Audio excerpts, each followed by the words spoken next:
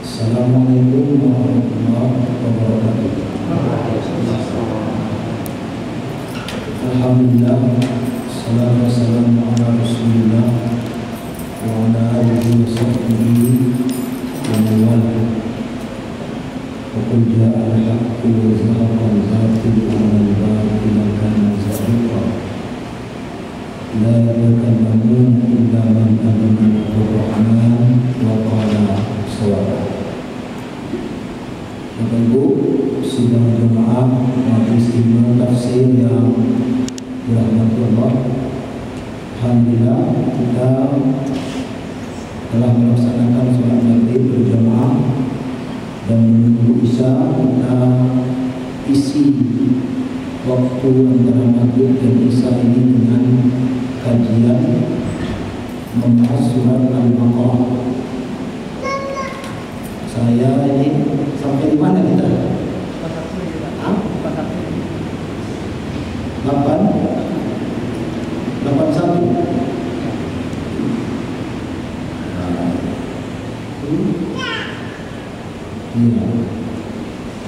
Bala man kasaba sayyi'atan wa ahaqat bihi khati'atu fa ulaika ashabun nar hum fiha khalidun. Walladzina amanu wa 'amilus shalihat ulaika ashabul jannah hum fiha khalidun. Ini janji Allah.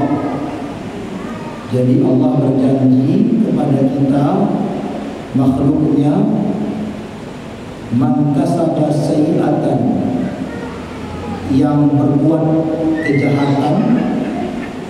Kata kasaba itu artinya berbuat dengan sadar. Jadi perbuatan itu akan dihukum kalau yang berbuat itu sadar dan tahu. Kalau yang berbuat itu tidak sadar dan tidak tahu, maka perbuatan itu tidak ada nilainya. Nah, itulah arti kasaba. Jadi kasaba itu perbuatan yang dilakukan dengan sadar dan tahu. Syarat perbuatan itu ada nilainya. Kalau dia jahat dinilai dosa, kalau dia baik dinilai pahala. Pertama tahu, kalau tidak tahu tidak dinilai. Yang kedua sadar. Makanya orang tidur itu perbuatannya tidak dinilai, karena waktu tidur dia tidak sadar. Makanya orang gila itu kejahatannya tidak dinilai, karena dia tidak tahu, hilang akal. Makanya anak kecil itu perbuatannya tidak dinilai, karena dia belum aktif atau belum mampu akalnya membedakan antara yang baik dan yang benar. Jadi boleh tidak sholat, syaratnya jadi orang gila. Jadi panggil saja orang nak sholat itu orang gila. Orang gila. Ada ayatnya, ini ayatnya. Maka sabah sayyi'atan. Jadi orang itu boleh tidak sholat, boleh tidak puasa Ramadan, asalkan mau dipanggil jadi orang benar. Aku biar lagi yang penting sembahyang. Nah ini, yang berbuat jahat, wa ahatat bihi khati'atu, dan tenggelam dalam kejahatan. Artinya orang yang berbuat jahat itu tenggelam. Orang tenggelam itu apa? Kalau orang tenggelam apa artinya? Mati. Itulah kata ayat ini, yang berbuat jahat dengan keadaan sadar. Dia sadar, dia tahu berbuat jahat, tenggelam dalam kejahatan. sampai mati tidak bertobat. Nah, itu maksudnya. Wa ahatat bihi khati'atuh, tenggelam dalam kejahatannya. Orang yang berbuat jahat sampai mati tidak bertobat. Nah, jadi batas akhir taubat itu mati. Jadi yang sebelum mati sudah taubat. Perkaranya sekarang kita nggak tahu kapan kita mati. Kalau tahu kapan kita mati, enak. Mati besok malam ini taubat. Perkaranya adalah kapan mati itu kita tidak tahu. Karena dalam kematian itu dikatakan kematian yang menghampiri kita, bukan kita yang menghampiri kematian.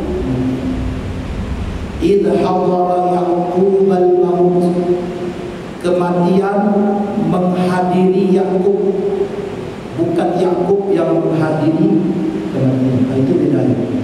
Kalau awak dan menghadiri kematian, awak yang menentukan tanggal, kita yang menghadiri, kita yang menentukan. Tapi kalau kematian yang menghadiri kita, dialah yang menentukan tanggal. Jadi jangan sampai seakan-akan kita yang menentukan tanggalnya. Umur Ambo 72, umur Ambo meninggal 72, umur Ambo 72 berarti 30 tahun dari masih lama.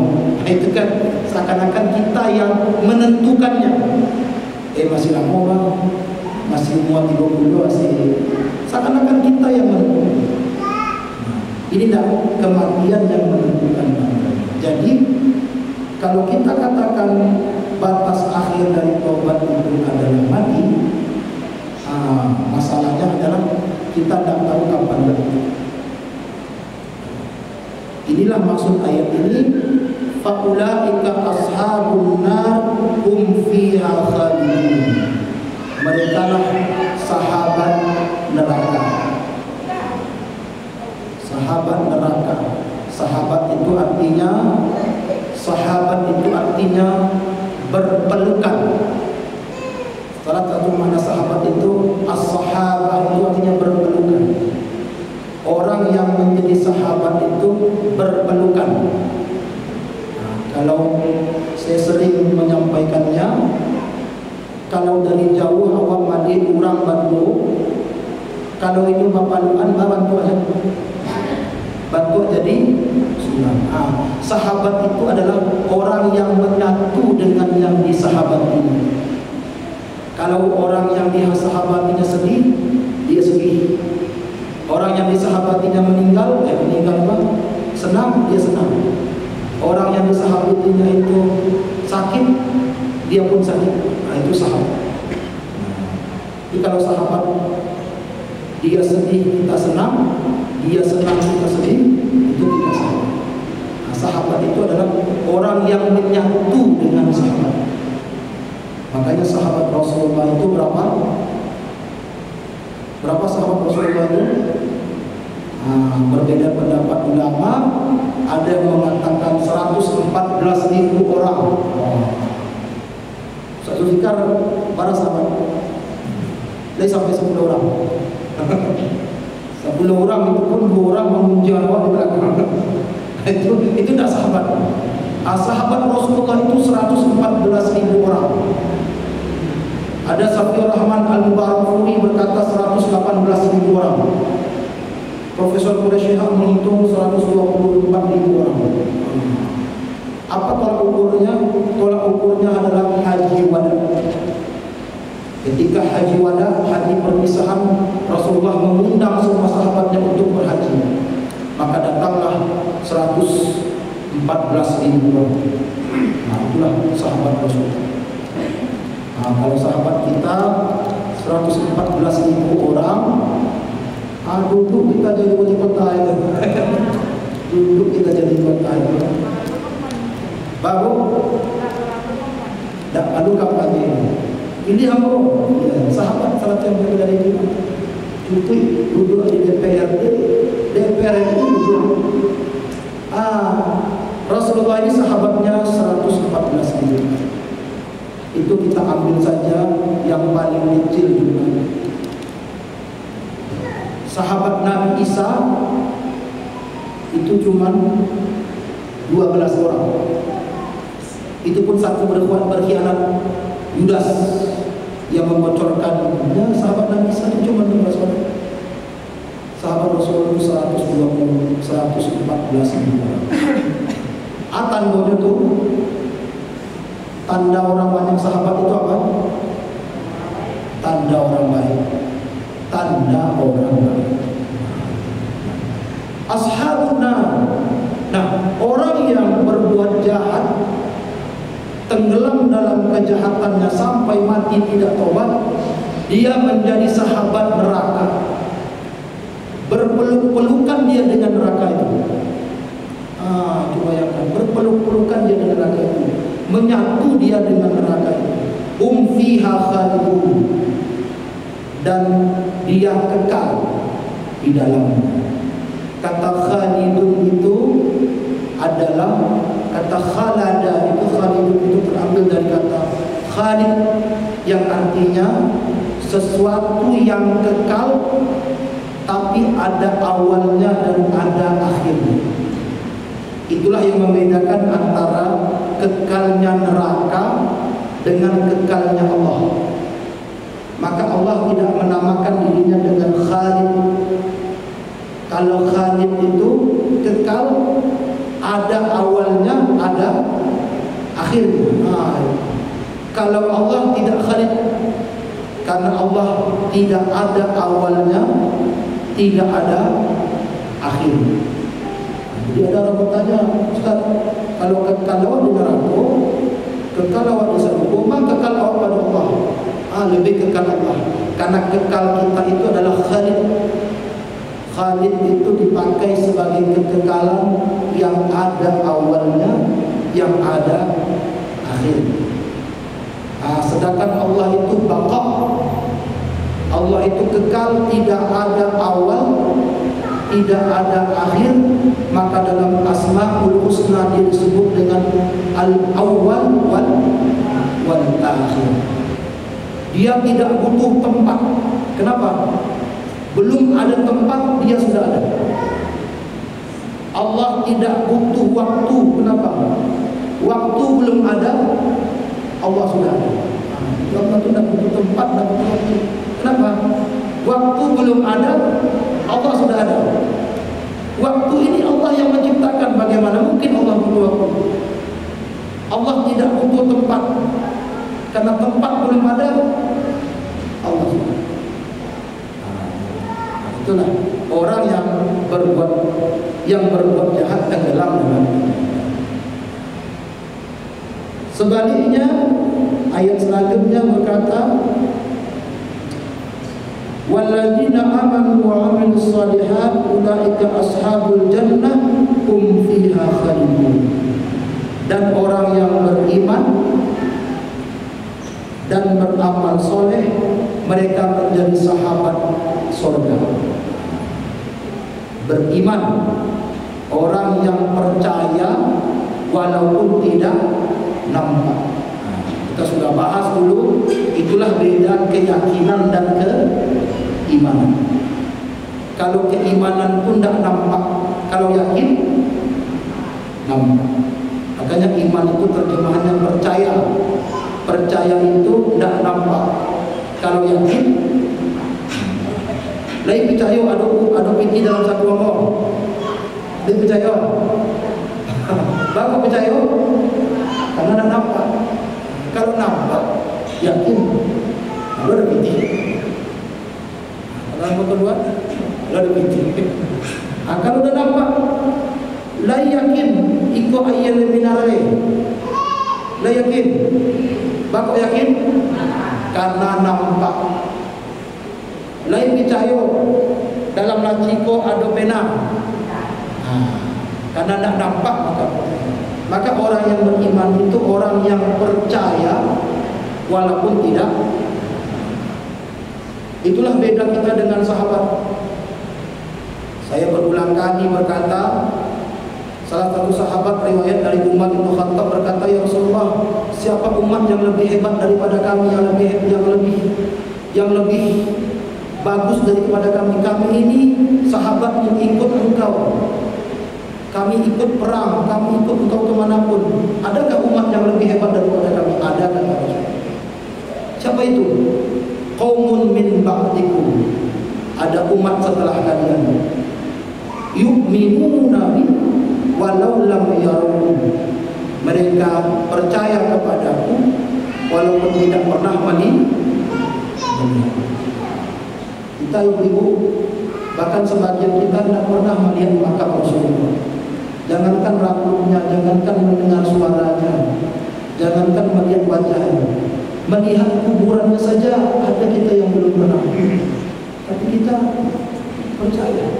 Itulah kata Rasulullah. Kita itu dipuji oleh Rasulullah. Itu artinya iman. Yang beriman kepada Allah walaupun tidak nampak, yang beriman kepada surga walaupun dia belum melihatnya, yang beriman kepada neraka walaupun dia belum merasakannya, dan beramal soleh. Amal soleh ini sudah sering kita katakan, amal itu adalah perbuatan yang dilakukan terus menerus. Itu amal. Kalau sekali itu tidak amal dulu, sekali itu namanya tidak sengaja. Amal itu syaratnya perbuatannya dilakukan terus menerus. Sekali kamu sajinya itu tidak amal, sekali itu tidak sengaja. Sekali kamu saji, ya. Terus menerus itu amal. Amal pekerjaan yang dilakukan terus menerus dan soleh. Nah, orang-orang ini adalah sahabat surga. Mereka menyatu dengan surga itu. Hum fiha khalidun, dan kekal dalam surga itu. Kekal yang ada awalnya dan ada akhirnya. Bedanya dalam surat Az-Zumar dikatakan, orang kalau mau masuk surga itu belum datang pintu surga itu sudah dibuka. Kalau orang masuk neraka datang dulu baru di hatta idza ja'uha wa futihat abwabuha. Jadi itu bedanya orang masuk neraka sama masuk surga. Kalau orang masuk surga itu lalu datang oleh ala terbuka pintu. Ala banyak orang malaikat-malaikat. Kalau neraka dibawa dulu di gerbangnya baru di. Ibu, kalau orang yang bapak ibu muliakan, kalau mau datang ke rumah, pintu rumah itu dibuka sebelum datang atau pas datang? Sebelum datang. Pak Wali ketibo ke rumah bu, latibo di pasar Steba. Buka pintu rumah. Ya, pokok tagak wali ke rumah. Datang. Itu orang yang kita muliakan. Begitu juga keadaan orang yang masuk surga. Hatta idza ja'uha wa futihat abwabuha. Kita datang, pintunya sudah terbuka. Sudah ada malaikat-malaikat yang menyambut kedatangan kita. Kalau orang yang mau banci, bila dibuka pintu itu, lagi bojo lagi ketutnya pintu baru di. Kadang-kadang menunggu juga semua ini gitu. Siap, baca. Lah payah cuma akan baru dibuka. Begitu orang masuk neraka. Orang masuk neraka itu datang dia dulu, baru dibuka. Lebih merasa terhormat mana? Datang sudah dibuka atau datang dulu baru dibuka? Bapak? Datang dulu, alah terbuka. Itu orang yang menghormati. Bapak Ibu yang dirahmati Allah, sampai di sini ya saudara. Sampai di sini ayat kita. Malam ini kita masuk pada ayat yang ke 83 dan 84. Kita baca ayat ini dulu sebelum kita tafsirkan. A'udzubillahi minasyaitonirrajim. Al-Baqarah ayat 83 dan 84. Wa id akhadna mitsaqa bani Israila la ta'buduna illallah la ta'buduna illallah wa bil walidaini ihsana wa dzil qurba wal yatama wal masakin wa qulu lin nasi husna wa aqimus salata wa atuz zakata thumma tawallaitum illa qalilan minkum wa antum mu'ridun. Ayat 84-nya, wa id akhadna mitsaqakum la tasfikuna dima'akum wa la tukhrijuna anfusakum min diyarikum thumma aqrartum wa antum tashhadun. Shadaqallahul azim. Ini ayat kita Al-Baqarah 83 dan 84. Sekarang kita terjemahkan dulu kata demi kata sebelum kita masuk tafsirnya. Wa, dan ingatlah, wa id aghadna mitsaqa bani Israil, ketika kami menagih janji Bani Israil. Jadi kami ini adalah Allah. Allah menagih janji kepada Bani Israil. Jadi Allah ini punya janji. Janji itu adalah dua belah pihak. Allah berjanji pada Bani Israil, Bani Israil berjanji kepada Allah. Janji Allah kepada Bani Israil, yang berbuat jahat masuk neraka, yang beriman dan beramal soleh masuk surga. Ini janji Allah. Ingat, kalau Allah berkata pada satu kaum, maka perkataan itu juga berlaku bagi kaum yang lain. Kalau Allah menagih janji Bani Israil, berarti janji itu juga berlaku bagi Bani Yakub, Bani Uci, Bani Jambak, Bani Biliam. Semuanya berlaku. Ini Bani Israil, ini bukan kita Bani Uci. Nah, ini untuk Bani Israil berlaku. Apa yang Allah tagih janjinya? Kata Allah, la ta'buduna illallah, jangan kalian menyembah selain Allah. Ini janji pertama. Jadi janji pertama kita pada Allah itu adalah tidak menyembah selain Allah. Wa bil walidaini ihsana, dengan orang tua berbuat ihsan. Janji ke dua. Wa dzil qurba, dan juga berbuat ihsan pada kerabat dekat. Janji ke tiga. Wal yatama, berbuat ihsan pada anak yatim. Ada berapa tuh? 4. Wal masakin, orang miskin. 5. Wa qulu lin nasi husna, berucap baik kepada manusia. Ada berapa? Anak-anak. Wa aqimus shalah, mendirikan salat. 7. Wa atuz zakat, bayar zakat.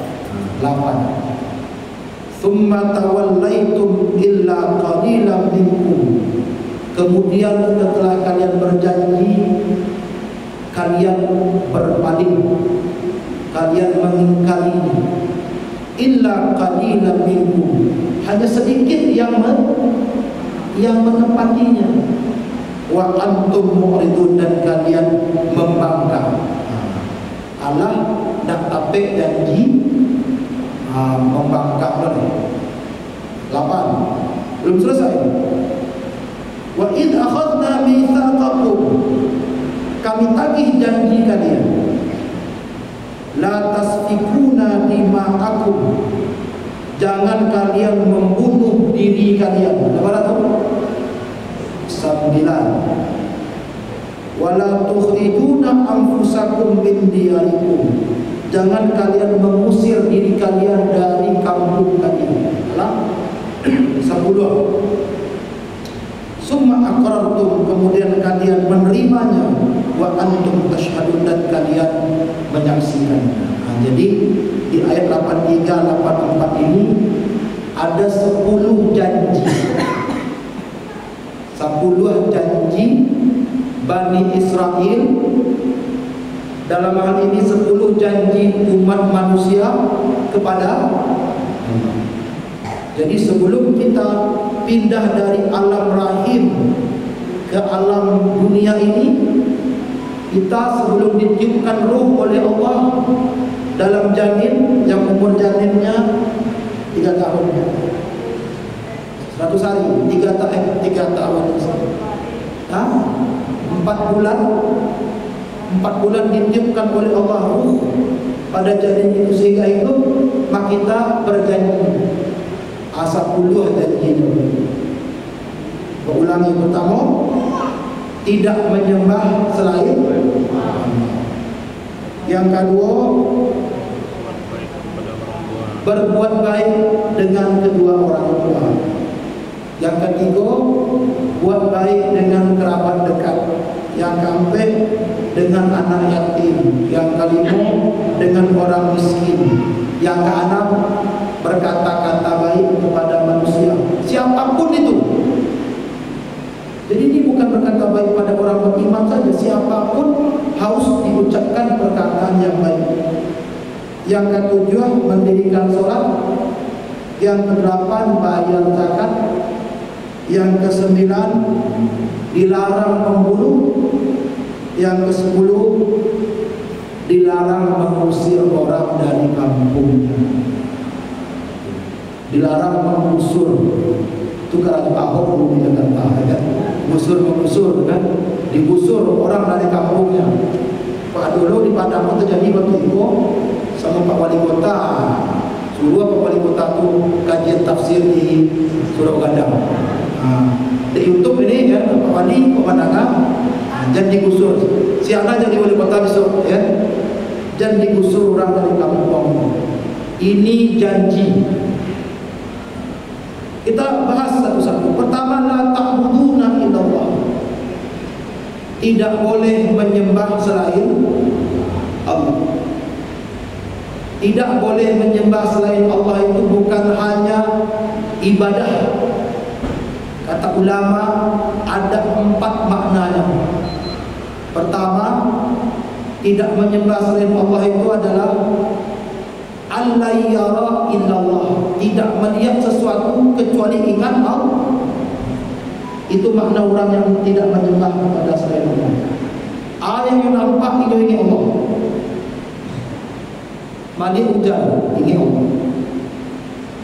Lihat sunset ingin Allah. Dapat nikmat ingin Allah.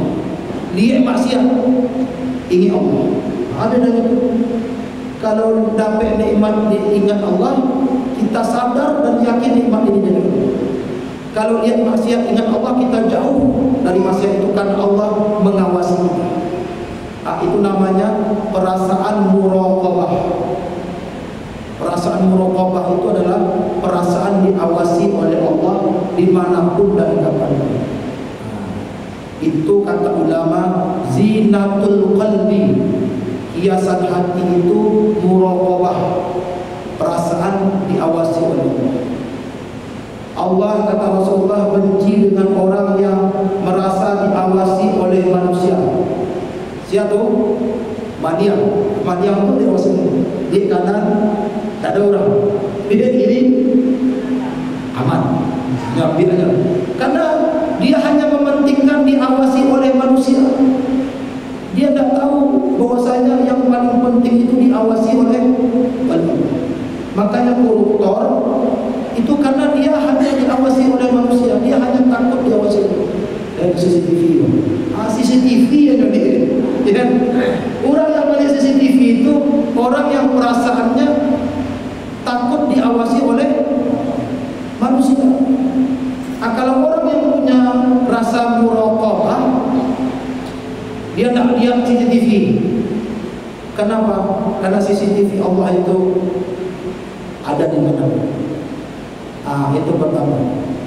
Orang yang tidak menyembah kepada selain Allah Dia lihat apapun ingat Allah.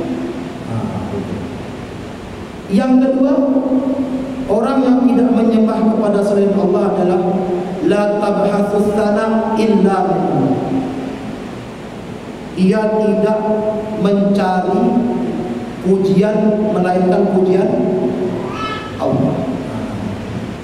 Siapapun itu, ustaz cari pujian ke jamaah, berarti dia tidak menyembah kepada selain Allah. Karaju di kantor, ada bos rajin, ada bos malih mencari pujian kepala dinas, berarti dia mencari pujian selain pujian Allah, berarti dia menyembah kepada selain Allah. Jadi menyembah itu tidak sembahyang saja. Orang yang mencari pujian selain pujian Allah, berarti dia menyembah selain Allah. Jadi balik Pak, memang katanya jadi orang yang tidak mencari pujian selain pujian. Gitu. Sembahyang dia dipuji di mintuo. Mintuo bu kamu saji pasal kamu nak kamu saji. Itu kan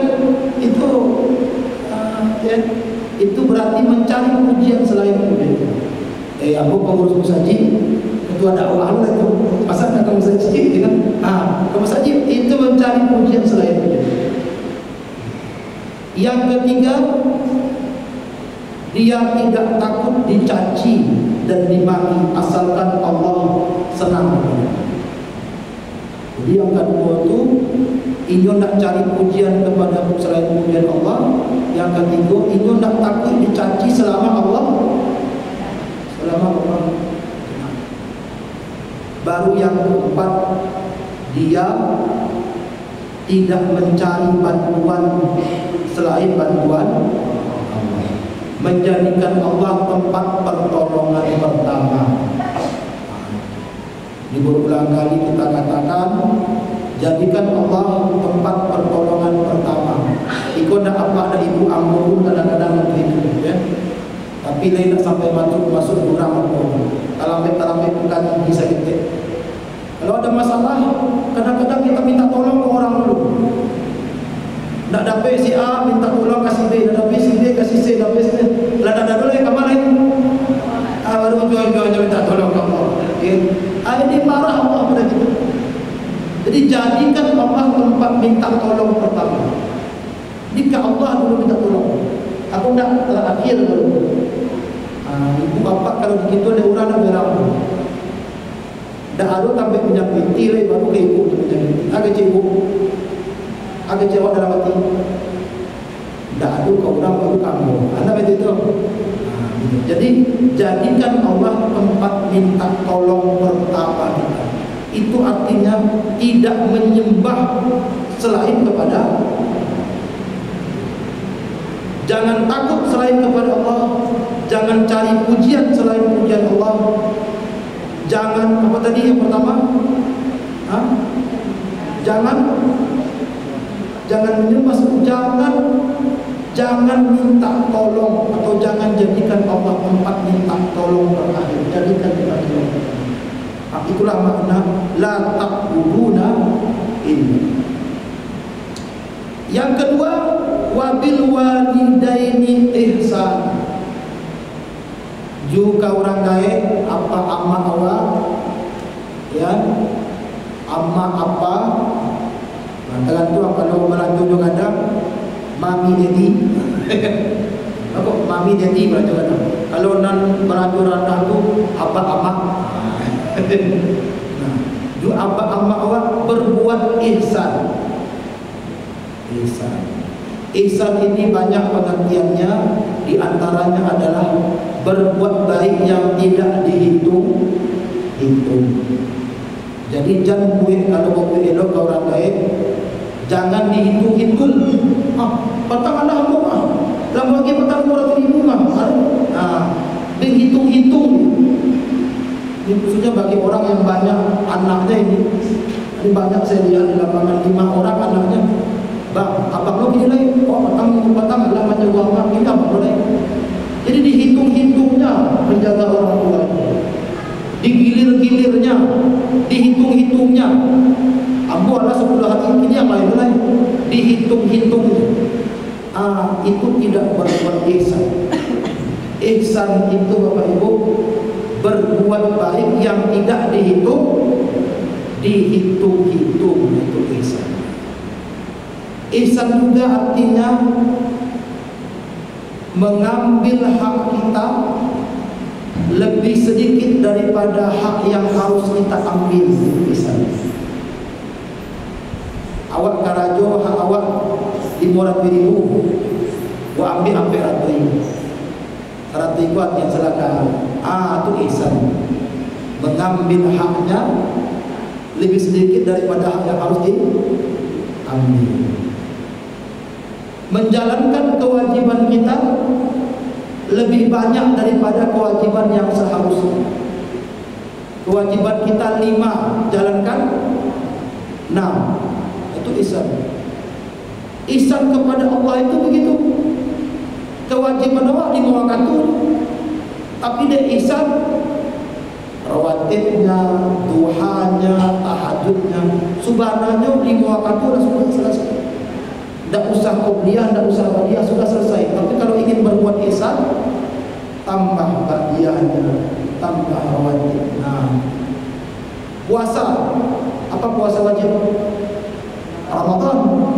Tapi kalau ingin berbuat ihsan, tambah Senin Kamisnya, tambah Daudnya, tambah puasa Asyuranya, itu berbuat ihsan.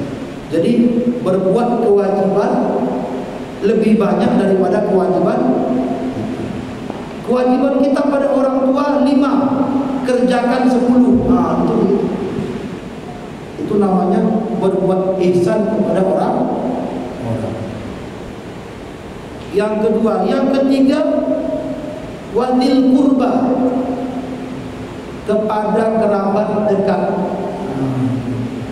Kerabat dekat baik dekat karena tetangga maupun dekat karena nasab. Dekat tetangga itu kata Rasulullah 40 depan, 40 belakang, 40 kanan, 40 kiri. Lebih puluh dia sampai ke istighfar. Itu 40. Itu berbuat ihsan. Jadi jangan kita membuat randang. Kurang nanti gaji kurangi bagi tetangga awak dak bagi. Itu tidak berbuat ihsan kepada kerabat dekat. Jadi ada prioritas. Prioritaskan dulu yang dekat, baru yang dekat. Prioritaskan yang muslim, baru yang non muslim. Aku dah gereja dijago, usaji lalu dijago doa. Sekarang itu. Ini kan banyak ini ormas sekarang ini. Ada ormas itu. Ada ormas kalau lihat di YouTube banyak ada ormasnya. Kalau Natal dijaganya gereja, disapunya, dipelnya gereja. Tiba di Idul Adha, tidak ada satu macam marah-marah ini orang yang lost feel of priority. Bahasa Inggris mau gini bang, kehilangan prioritas. Jadi berbuat baik itu harus ada prioritasnya. Kebaikan yang tidak pada tempatnya dicela oleh Allah. Itulah surat Al-Ma'un. Ara'aita alladhi yukadzibu bid-din fadzalika alladhi yad'ul yatim. Itu celaan Allah kepada orang yang bersedekah. Karena ayat itu turun, Abu Sufyan dan Abu Jahal setiap minggu menyembelih unta, membagikan ke kawan-kawan. Ayo tuh, bersedekah ke kawan-kawan. Tiba anak yatim minta ngedorongnya dia. Jadi bersedekah tidak pada tempatnya itu pun dicela. Ini kebaikan yang kita letakkan tidak pada tempatnya ditegur. Jadi barang kemudian tapi sesuaikan. Yang jauh dia yang nanti sampai. Padahal yang tabaun sama randang maupun ketika masak siapa? Dan nakik. Ada jamu dan jamu. Nakik dan itu. Makanya kata Allah, bil qurba, dahulukan yang dekat. Dzil qurba wal yatama, anak yatim. Yatama itu terambil dari kata yutma yang artinya menyendiri. Anak yatim itu adalah anak yang menyendiri, kehilangan sosok yang dia panutkan. Dalam bahasa Indonesia diterjemahkan dengan kematian bapaknya, kematian ibunya bang. Kata orang Indonesia jadi piatu. Dalam Quran tidak ada kata piatu. Saya sudah 1, 2, 3, 4 kali membimbing mahasiswa dengan judul konsep yatim dalam Al-Quran. Tidak ada kata fiyatu, tidak ada kata yatim. Jadi dalam Quran itu mati apanya, mati amaknya sama yatim. Tolak ukurnya bukan apa amaknya, tapi tolak ukur siapa orang yang paling berpengaruh dalam hidupnya. Kalau mati itu dia menjadi yatim. Kenapa ulama dulu menafsirkan dengan mati bapaknya? Karena dulu biasanya yang karajo ini banyak teman dia. Amak dan abah kan, amak yang karajo, apa dan rumah. Jadi banyak orang yang ketika ibunya meninggal terpukul dia karena yang kerja ibunya. Dia dapat pendidikan dari ibu yang mengarahkan ibu. Ini pas ibunya meninggal menyendiri. Apanya cari bini lagi. Ya kan? Banyak yang begitu. Saya sendiri yatim. Tapi karena yang tidak ada bapak saya di Minangko Matrilia, jadi rasanya dari ketek yatim rasanya biasa. Karena keluarga ibu menunggu. Jadi yatim itu artinya anak yang menyendiri. Yatim. Berbuat ihsanlah kepada anaknya. Wal masakin, orang miskin. Kemudian ulama fikih membedakan antara fakir dan miskin. Beda. Kalau menurut ulama tafsir, miskin dan fakir itu adalah, kalau orang fakir itu orang yang tidak cukup kebutuhannya tapi mau meminta-minta. Itu fakir dalam ilmu tafsir. Kalau miskin itu orang yang tidak cukup kebutuhannya tapi tidak mau meminta, berbuat baik kepada orang itu. Karena orang yang meminta-minta itu dia akhirnya tercukupi dengan meminta-minta. Bahkan banyak itu orang yang minta-minta ke jalan itu kayak belum berdoa. Sekali lampu merah sudah sampai 2.000. Pak ibu itu amarah kali lampu merah akan isi sekian. Gak ada orang begini. Tapi miskin itu adalah dalam definisi ulama tafsir orang yang tidak cukup kebutuhannya dan tidak mau meminta. Tidak mau minta-minta. Kalau fakir itu mau minta-minta. Baik kamu saja minta kupon, sampai lu minta. Itu kir. Kalau miskin itu dia.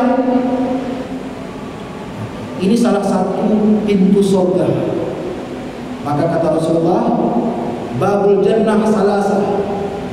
Yang ketiga itu al-afiful muta'affif dhu hiyalin.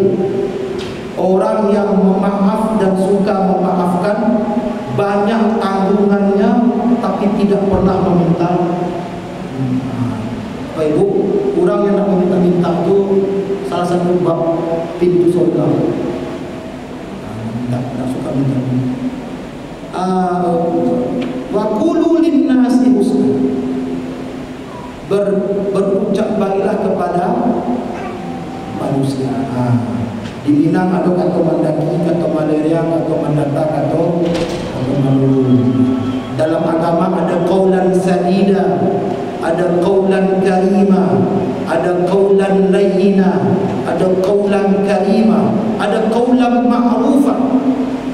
Qaulan ma'rufan itu alun mengecek lah minta maaf abang. Alun mengecek lah minta maaf itu biasanya kata mendaki. Pada orang yang lebih besar biasanya, maaf abang pak, abang mengecek ada salah. Alun mengecek lah minta maaf. Ada qaulan sadida, kata-kata yang mendidik, yang tepat. Qaulan sadida. Ada qaulan layyina, kata-kata yang menyentuh. Jadi yang lembut.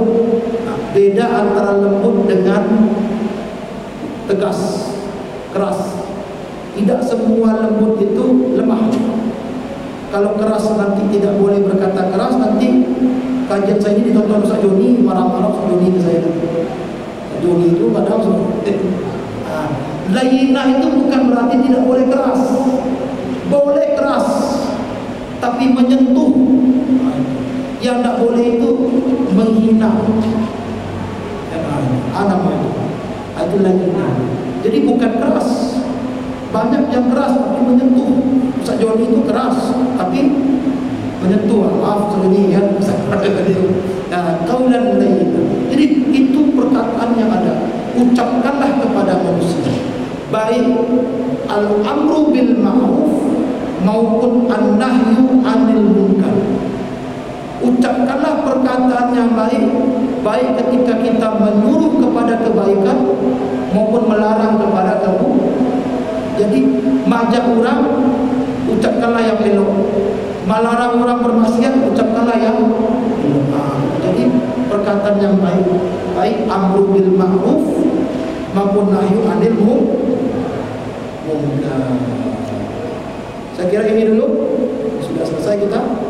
Ya, kita lanjutkan di kesempatan. Aku hadza al-afwa minkum. Assalamualaikum warahmatullahi wabarakatuh.